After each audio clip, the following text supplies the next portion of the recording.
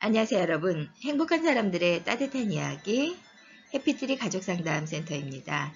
오늘은 태교 이야기를 해보려고 하는데요. 태교는 산소와 같은 것이라는 산소 이야기를 한번 해보려고 합니다. 태교는 태아에게 정신적인 산소와 같은 존재입니다.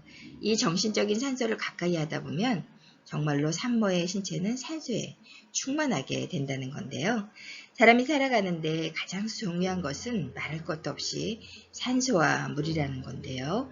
산소가 없이 사람은 한시라도 살아갈 수 없다는 겁니다. 태교는 태아에게 산소로 이해되어야 하는데요. 임신 중에 대표적인 고위험 임신으로 자궁 내 태아 발육 부전이라는 병명이 있습니다. 이것은 말 그대로 자궁 내에서 정상적인 체중에 이르지 못하는 태아, 저체중아를 일컫는 말입니다. 한마디로 체중 미달인 태아를 말하는데요. 임신 중 태아 체중의 평가는 미리 계산되어 있는데 정상 체중표를 이용하게 되는데 각 해당 임신 주수마다 적정한 평균 태아 체중에 이르지 못하면 저체중아로 진단이 됩니다. 이 대표적인 고위험군 임신은 바로 산소 부족으로 인해서 생기는 것인데요. 태아의 체중 미달의 원인은 다양하지만 임신성 고혈압이나 태반 조직이 단단해지는 태반경색증 등이 그 원인이기도 합니다.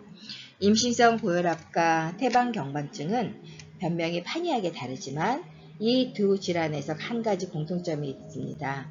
그것은 태반의 혈관이 수축된다는 겁니다. 혈관 수축은 탯줄을 통과하는 혈액의 흐름에 장애를 가져오겠죠. 이러한 과정이 쌓이게 되면 태아의 산소 공급이 줄어들고 체중이 작아지는 것은 당연한 결과입니다.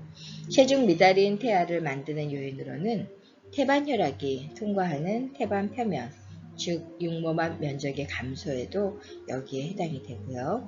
이러한 병적인 요소는 어쩔 수 없다고 하더라도 스트레스를 피하여 태아의 체중이 늘 수만 있다면 스트레스를 피하지 않을 이유가 없죠. 스트레스를 한 가지 줄여서 태아에게 이렇게 다양한 효과가 올 수 있는데 태교는 그만큼 중요하다는 겁니다. 한마디로 태교는 태아에게 산소와 같은 존재라는 거예요. 산소 중에 또 태교는 정신적인 산소인데요. 이 정신적인 산소를 가까이 하다 보면 정말로 산모의 신체는 산소에 충만하게 된다는 거죠. 스트레스가 없어지면 마음의 여유가 생기고요.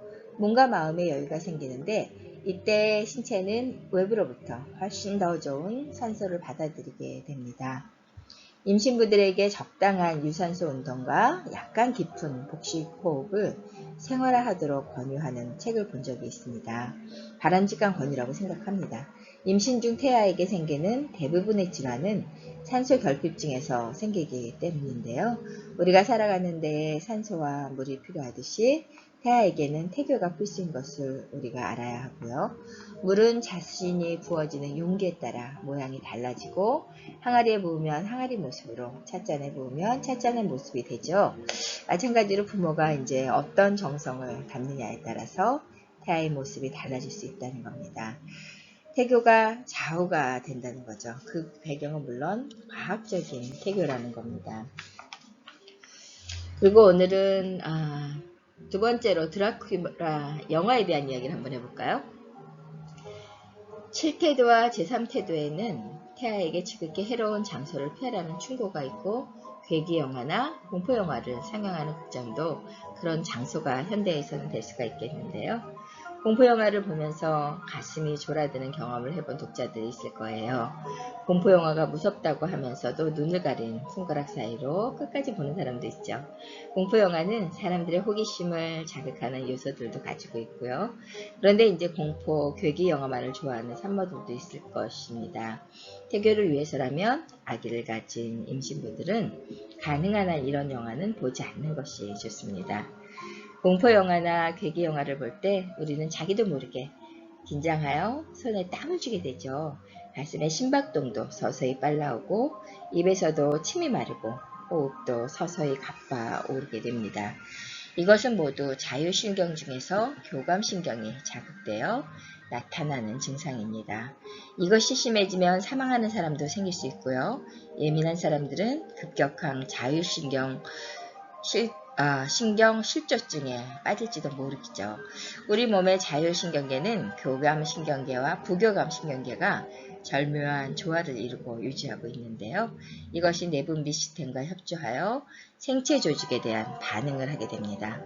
결과적으로 인체적인 생체 기능이 유지되는 거죠. 우리 신체의 신경계는 충추신경계와 자율신경계로 나눌 수 있고, 우리 몸의 근육들은 중추신경계가 지배하게 되지만 우리의 의사대로 움직이지는 않는 기관들은 자율신경계에서 조종하고 있다는 겁니다. 즉 내장이나 심장 같은 것이 자율신경계의 조절을 받는 기관이기도 합니다. 따라서 의학적으로 중추신경계는 동물신경계라고 하는 반면에 자율신경계는 식물신경계라고도 불리우기도 합니다. 이러한 자율신경 시스템이 조화를 이루지 못하는 경우를 자율신경 실조증 또는 자율신경 불안증이라고 하기도 합니다. 이 경우 자율신경계가 조절하는 심장이나 내장 등을 중심으로 각종 자각 증상이 나타나게 됩니다. 이러한 증상이 급격히 심하게 나타나면 사망하기도 하죠. 자율신경 실조증을 이해하려면 쉬운 예로는 축구 경기를 보다가 어떤 사람이 사망하였다는 신문 보도를 떠올리면 됩니다. 축구 경기를 보면서 내내 극도의 긴장감을 가지고 있다가 골이 터지는 순간에 그만 사망했다는 보도는 아직도 심심치 않게 신문지상에 오르내리고 있죠. 극도의 공포 영화를 보면서 졸다는 사람도 있고요. 극도의 공포감 있는 긴장감이 신체적 변화로 나타난다는 겁니다. 흥분성 스트레스 호르몬이 급격히 올라간 결과인데요. 성인들도 이렇게 졸도하거나 사망하기도 하는데 심지어 자궁 속의 태아는 어떨까요?